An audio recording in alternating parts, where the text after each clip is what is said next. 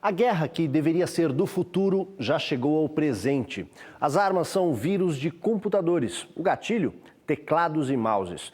O Irã tem sido o principal alvo e os atacantes são os suspeitos de sempre, Israel e Estados Unidos, que pretendem impedir os iranianos de construir bombas nucleares. Enquanto atacam outros países, os Estados Unidos advertem que vão considerar um ato de guerra qualquer invasão de seus sistemas de segurança militar. Ao mesmo tempo, os americanos preparam-se para o dia em que um desses vírus se volte contra eles. A cidade de Nova York, às escuras, por conta de um ataque terrorista, é um dos pesadelos temidos pelo governo norte-americano. E essas armas também podem atingir você, que navega pela internet. Matéria de capa de hoje trata desse e de outros cenários das guerras do século XXI. Parece cinema, mas é real. Sir, there's something really strange going on. You have to take a look at this. Yeah, okay.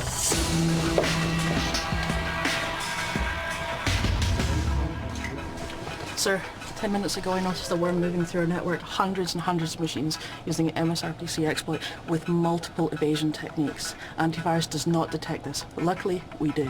Which site is that? This is Site 1. Estados Unidos e Israel lançaram um amplo ataque contra as redes de computadores do Irã. Trata-se de uma nova etapa da guerra cibernética desencadeada para tentar impedir esse país de desenvolver armas nucleares. Especialistas israelenses e norte-americanos criaram um poderoso vírus de computador chamado Flame, ou Chama, uma das mais ofensivas armas já desenvolvidas para a guerra virtual. O programa foi criado para se infiltrar até nas redes de altíssima segurança. Após a infiltração, ele se reproduz no interior da rede e passa a controlar as funções dos computadores para enviar segredos de volta ao comando da espionagem.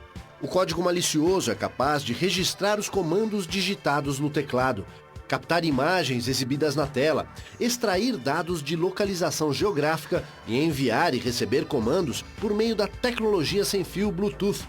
E o mais surpreendente, pode ativar microfones e câmeras para ouvir as conversas entre os usuários.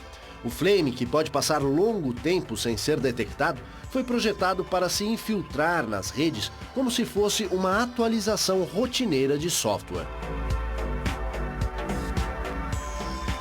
O ataque ao Irã com o vírus Flame só foi descoberto graças a outra operação lançada por Israel, sem o conhecimento de seus parceiros americanos. As instalações petrolíferas do Irã foram alvo de uma série de ataques contra os sistemas de computação que controlam as operações ao longo de várias semanas. Fontes dos serviços de inteligência dos Estados Unidos confirmaram que o vírus utilizado no ataque foi o Flame. Criado por israelenses e americanos, esse vírus deveria ser utilizado para atacar as centrais nucleares do Irã. Mas Israel foi além e usou a mesma arma para invadir os computadores do setor petrolífero. E os Estados Unidos só descobriram isso depois que os ataques já haviam sido lançados. O vírus Flame, o mais poderoso já descoberto até agora, resultou da evolução de outro código malicioso, o Stuxnet, já utilizado em ataques anteriores contra o Irã. Criado com base num software de alto poder destrutivo, o Stuxnet foi disparado contra as redes iranianas com o objetivo de provocar defeitos nos sistemas de enriquecimento de urânio. Eles fazem parte da mais prolongada guerra cibernética já lançada contra um só país. Estados Unidos e Israel apostam nesse recurso a fim de impedir o desenvolvimento do potencial iraniano no setor nuclear, como alternativa a bombardeios aéreos contra as instalações. A guerra cibernética que começou com o Stuxnet pode desestabilizar o jogo de forças entre as nações. Além disso, esse tipo de guerra pode parecer menos letal, mas apesar de não contar com tropas em campo, tanques e mísseis, ela também pode afetar os civis, gente que não tem nada a ver com o conflito.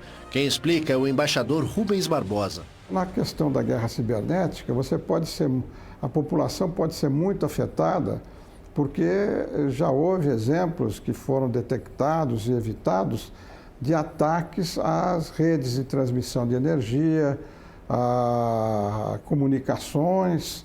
Então, isso afeta muito as pessoas se isso se desenvolver e começar a ser utilizado indiscriminadamente por países antagônicos, né? O que aconteceria se hackers, agindo de forma isolada ou orientados por governos estrangeiros, conseguissem cortar o fornecimento de energia elétrica em grandes cidades americanas, por exemplo, Nova York? O governo dos Estados Unidos já pensa nessa possibilidade que o cinema antecipou.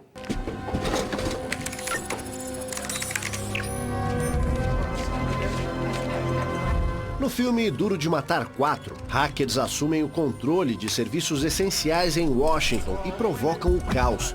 O sistema de tráfego é o primeiro alvo. O trânsito entra em colapso com a confusão promovida através dos semáforos. A segunda fase do plano é gerar pânico na população e nas autoridades. Invadindo os computadores das redes de televisão, os hackers terroristas avisam: e se isto fosse apenas o começo? Centrais elétricas são atingidas e parte dos Estados Unidos fica sem luz. Tudo para roubar um código que vale milhões. Na vida real, em reunião secreta promovida justamente em Washington, especialistas do Pentágono, Departamento de Defesa dos Estados Unidos e dos serviços de inteligência simularam um ataque para demonstrar o que pode acontecer se um hacker ou um país inimigo decidir apagar as luzes de Nova York. Na simulação, um funcionário da companhia de energia elétrica clicava no que acreditava ser o e-mail de um amigo. Era o bastante. O sistema seria invadido por um vírus poderoso, capaz de desarticular toda a rede elétrica da cidade. O objetivo do encontro era convencer os senadores norte-americanos da necessidade de aprovar um projeto transferindo ao governo o controle dos sistemas informatizados dos principais setores da infraestrutura do país. Israel não confirma a informação de que o país participou do ataque virtual contra o Irã junto com os Estados Unidos. Mas uma declaração do ministro de Assuntos Estratégicos, Moshe Yaalon, é quase uma confirmação. Perguntado sobre o assunto, o ministro respondeu: Israel é uma nação abençoada por dominar a tecnologia avançada. Neste sentido, nosso conhecimento abre toda espécie de oportunidades. Para o bom entendedor, algumas palavras bastam. 20 megabytes, ou seja, mais de 20 ou 30 vezes o potencial dos vírus mais potentes conhecidos até agora. Esse é o poder destrutivo do Flame, até o momento a arma mais poderosa já utilizada na guerra cibernética. Desde que o assunto foi divulgado, especialistas em códigos maliciosos se debruçam sobre as telas para tentar decodificar o vírus. A primeira pista é um nome, Jimmy, deixado como rastro em todos os locais invadidos. Embora até o momento os responsáveis pelo ataque ao Irã parecem estar em vantagem, os especialistas alertam: na guerra virtual, as armas podem mudar de lado em segundos. Isso significa que os iranianos podem capturar o vírus, reprogramá-lo e enviá-lo de volta aos computadores dos Estados Unidos e Israel. E o mais preocupante, advertem os analistas, é que os governos não têm o controle total desse tipo de armamento. Esse código está no espaço virtual e lá ele pode cair nas mãos de qualquer um, inclusive de criminosos do setor financeiro. O Pentágono, o Departamento de Defesa dos Estados Unidos, classificou como um ato de guerra a tentativa de invasão dos sistemas de computação dos setores militares norte-americanos. Além do Pentágono, a CIA e outros órgãos têm sido alvo de frequentes invasões. Este é o prédio de 5 pontas do Departamento de Defesa em Washington, um dos alvos preferidos dos hackers dedicados à tarefa de desorientar os sistemas de segurança dos Estados Unidos. A CIA, o FBI e a NSA, a maior de todas as agências de espionagem do país, também têm sofrido invasões. Fontes dos serviços de inteligência admitem que pelo menos 6 países participam desses ataques. Diante desta ameaça, o governo norte-americano criou um cybercomando, encarregado de preparar o país para a guerra virtual que já está em andamento. Ao classificar esse tipo de ação como um ato de guerra, o Pentágono abre caminho para uma resposta militar, caso o país atacante seja identificado. Não é de hoje que os Estados Unidos vêm lançando ataques virtuais contra instalações do Irã. Esse tipo de operação teve início no segundo governo de George W. Bush, na metade da década passada. Na época, a ação, que permaneceu em segredo durante vários anos, foi batizada de Jogos Olímpicos. O alvo principal eram as centrais nucleares, onde o Irã começava a produzir urânio enriquecido. Em diversas ocasiões, os vírus lançados pelos agentes americanos interromperam o funcionamento das centrífugas da usina de Natanz, um dos locais onde o Irã iniciou o processamento de urânio. Embora o governo iraniano tenha garantido que seu objetivo sempre foi o de utilizar a energia nuclear com fins pacíficos, os Estados Unidos e Israel descartam essa hipótese e estabeleceram como meta inviabilizar a capacidade do país no setor.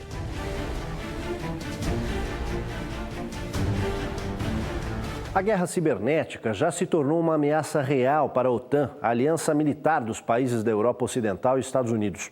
29 países integrantes desse bloco participaram recentemente de um exercício como se um conflito em grande escala, travado com mouses e teclados, estivesse perto de explodir.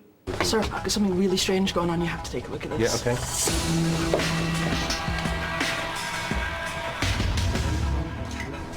Sir, 10 minutes ago I noticed a worm moving through our network, hundreds and hundreds of machines using the MSRPC exploit with multiple evasion techniques. Antivirus does not detect this, but luckily we do.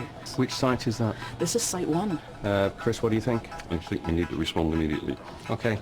Jax, declare this as an incident. Chris, let's get the management team together as soon as we can.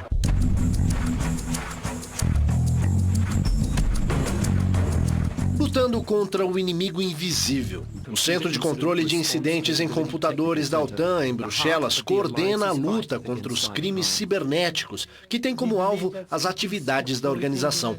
Ali são detectados 4 ou 5 tentativas de invasão de sistemas militares por dia.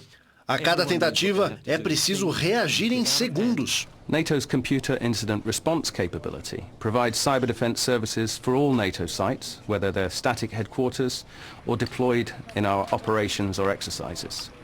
And we do this by trying, wherever possible, to prevent incidents and attacks from happening. But where we can't prevent them, we need the ability to be able to detect them and respond quickly to them.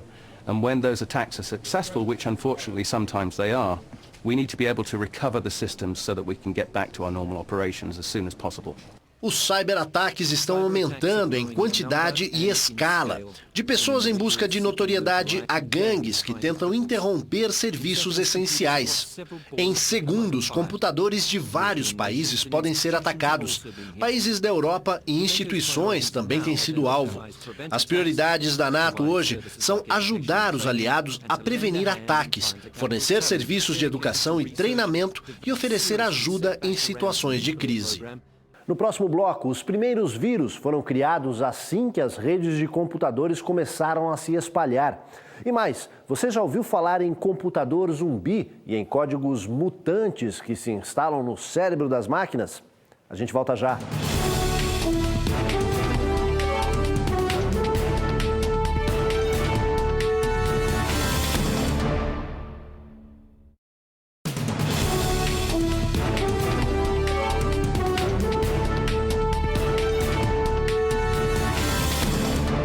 As ameaças virtuais começaram com um programa simples, de poucos dígitos, em 1986. De lá para cá, os códigos maliciosos se espalharam rapidamente por toda a rede mundial de computadores. Para se ter uma ideia, a cada segundo surgem 5 novos vírus de computador no mundo. O primeiro surgiu no Paquistão. 2 irmãos, Amjad e Basit Farooq Alvi, decidiram testar a vulnerabilidade do sistema DOS, que controlava a maioria dos computadores da época. Criaram o Brain, que tinha até o telefone dos autores e se espalhou nos velhos disquetes de 5,5 polegadas. O próximo a ficar famoso foi o Michelangelo, de 1992, lançado no aniversário do mestre renascentista, 6 de março. Em 1999, foi a vez de Melissa sobrecarregar servidores e causar prejuízos. Na virada do milênio, novas ameaças se desenvolvem, agora com o objetivo claro de levantar dinheiro através de programas como os Cavalo de Troia, que ficam escondidos na máquina e roubam senhas e informações pessoais. De 2005 a 2008, o número de ataques na rede cresceu mais de 2.000%. E 9 em 10 chegam pela internet. Em 2010 é descoberto o Stuxnet, o primeiro vírus reconhecido como uma arma cibernética usada para atacar um país. Tanto os tablets quanto os smartphones, houve mais atenção também de quem cria código malicioso por buscar forma de infecção para esse tipo de aparelho. Então, a grande questão é que quem usa hoje um smartphone ou um tablet para navegar na internet tem que se preocupar também com a proteção desse dispositivo, como ele já faz no seu computador pessoal. Os computadores nunca estiveram tão vulneráveis a ataques virtuais. O motivo é a ira dos deuses. Zeus resolveu atacar. Calma, não há motivo para pânico. Eu explico. Zeus é um vírus já conhecido, mas que agora apareceu com mutações e ameaça computadores em todo o mundo. A informação está no último relatório desta consultoria internacional de segurança na internet. Neste laboratório, os especialistas rastreiam ameaças através da chamada engenharia reversa. Engenharia reversa é uma ação que nós fazemos aqui, por exemplo, no nosso laboratório de pesquisa, que é pegar o código em si, ou seja, o arquivinho que o usuário recebeu na casa dele. Nós abrimos esse código e analisamos como ele está escrito, como ele foi escrito, como é que ele foi desenvolvido. Que tipo de informação possui esse código possui. Uma vez que nós entendemos isso, uma outra ação que nós chamamos de engenharia reversa é analisar o comportamento. O que esse código vai fazer, que informação ele vai enviar, que tipo de ação maliciosa ele vai realizar no computador. Com esse sistema, eles descobriram as novas mutações do vírus Zeus, detectado em outubro de 2010 pelo FBI, a Polícia Federal Americana. Um vírus mutante consegue driblar os antivírus que ainda não conhecem seu código. No caso do Zeus, agora ele se esconde atrás de um falso aplicativo de segurança e cria uma botnet, uma rede de computadores robôs ou zumbis que trabalham sob o comando do hacker sem que seus donos percebam, através de servidores de controle conectados às máquinas infectadas. Em outra operação, a Polícia Federal Americana descobriu um novo vírus chamado DNS Changer, que invadiu mais de 3 milhões de computadores em todo o mundo. Este vírus penetra nas máquinas e redireciona os acessos para sites monitorados por criminosos, que aproveitam para roubar dados. Cerca de 14 milhões de dólares foram desviados em poucas semanas. No Brasil, calcula-se que 6 mil computadores estão contaminados. Para permitir a eliminação do vírus, os servidores de DNS, o serviço da internet que permite a existência dos endereços www, serão desligados nesta segunda-feira, 9 de julho, o que poderá tirar do ar centenas de milhares de computadores em dezenas de países.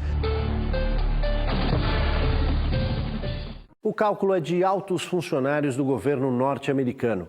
O lucro do crime organizado com ações via internet não para de aumentar e, de longe, ultrapassou os ganhos com o tráfico de drogas. Foi-se o tempo em que os hackers queriam fama e notoriedade. Hoje, em sua maioria, fazem parte de quadrilhas que querem principalmente dinheiro rápido. Através do vírus, o ladrão invade o computador e consegue acessar contas bancárias e cartões de crédito. No Brasil, esse é o crime mais comum.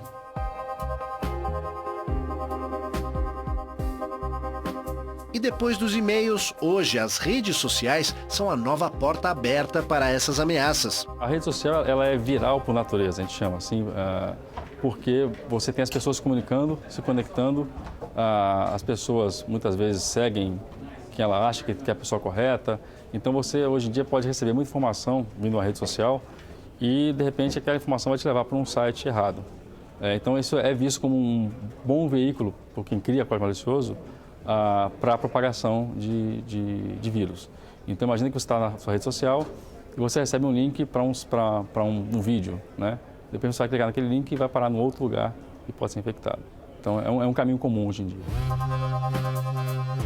Às vezes, a própria rede é o alvo. Com a invasão nos servidores da rede social LinkedIn, hackers conseguiram acesso a informações de milhares de profissionais de diversas áreas ao redor do mundo. Uma usuária chegou a pedir na justiça americana uma indenização de 5 milhões de dólares. Uma opção bem chamativa para bloquear os códigos maliciosos vem do Japão. Ele explica que o sistema oferecido a empresas e provedores de acesso monitora todos os computadores conectados e gera uma visualização em tempo real. Os caracteres em amarelo e vermelho são alertas de tentativas de invasão. Ao clicar sobre eles, é possível desconectar o computador que está tentando invadir o servidor. Uma mensagem também é enviada ao dono do computador, avisando de que sua máquina está sendo usada por um vírus. Para se ter uma ideia do alcance das ações do crime organizado, só numa das recentes operações do FBI, a Polícia Federal Americana, foram presas 20 pessoas integrantes de uma quadrilha especializada no roubo de dados de cartões de crédito. O grupo havia se apossado de dados pessoais, como números de cartões e identidades de mais de 400 mil pessoas. Cálculos da polícia americana indicam que a soma dos ganhos das quadrilhas com as fraudes em cartões, invasão de contas bancárias e outros desvios feitos pela internet já ultrapassaram de longe o montante apurado pelos traficantes de drogas. Além dos alvos militares, as invasões de sistemas também visam os arquivos de grandes empresas dos Estados Unidos e Europa. Nesses casos, o objetivo é capturar segredos industriais que podem resultar em grandes lucros. O número de ataques cresceu de tal maneira que o governo norte-americano criou um comitê nacional encarregado de investigar a origem das invasões e os alvos principais. Em um de seus primeiros relatórios, o National Counterintelligence Executive Office acusou oficialmente a China e a Rússia de serem os principais responsáveis pela espionagem industrial nas empresas americanas. Os alvos preferidos pelos espiões são as indústrias de armamentos e as empresas de tecnologia. No próximo bloco, o ex-presidente Carter faz duras críticas ao governo Obama pelo uso de armas da guerra cibernética. E mais, aviões sem piloto evitam a participação direta de militares nas operações, mas deixam muitas vítimas entre civis. A gente volta já.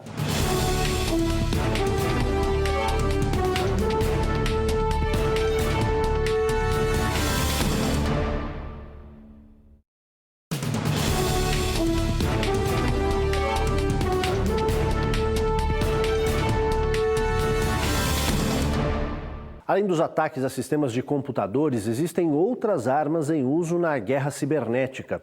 São os aviões sem piloto, que lançam ataques monitorados por controle remoto. 12 de junho, província de Shaba, sudeste do Iêmen. Um avião sem piloto bombardeia uma casa ocupada por supostos militantes da Al-Qaeda. 9 pessoas morreram. 4 de junho, um míssil lançado por um drone atinge um centro de operações da Al-Qaeda no Paquistão, junto à fronteira com o Afeganistão. Morre no ataque o segundo homem do grupo terrorista, o líbio Abu Yahya. Centenas de operações como essas foram lançadas pelos aviões Predator monitorados à distância contra alvos no Iêmen, Paquistão e Afeganistão. O número exato de vítimas não é conhecido, mas estima-se que chega a centenas, incluindo civis não combatentes, mulheres e crianças. Funcionários da ONU e analistas internacionais questionam a legitimidade desses ataques diante das normas estabelecidas pelas Nações Unidas em relação à soberania dos Estados.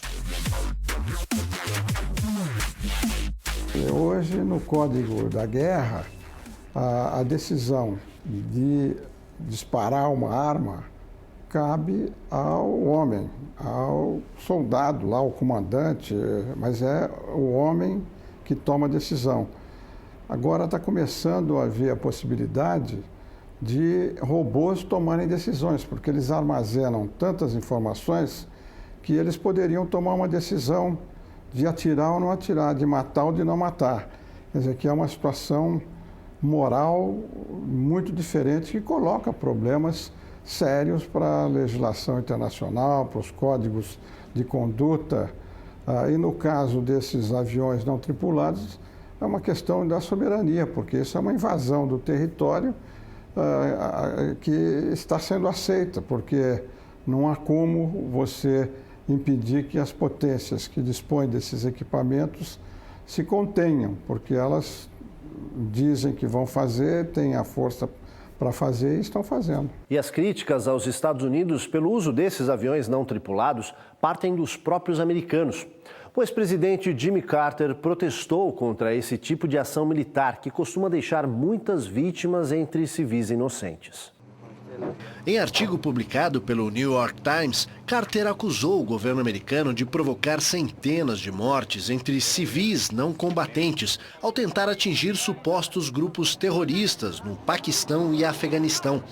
O ex-presidente advertiu que essas ações prejudicam a política externa americana e contribuem para enfraquecer a luta pelos direitos humanos. Afirmou ainda que, ao invés de tornar o mundo mais seguro, esse tipo de iniciativa afasta os aliados dos Estados Unidos e encoraja os inimigos. Os ataques com fins militares e invasões de piratas por motivos econômicos não param de aumentar. No momento em que fronteiras são ignoradas e direitos de países e empresas atropelados, algumas questões éticas e políticas se colocam.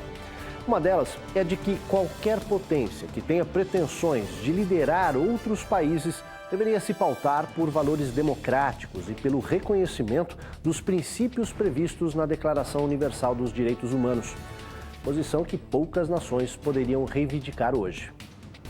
Matéria de Capa fica por aqui, voltamos no próximo domingo às 7 da noite. Uma boa noite a todos e até lá.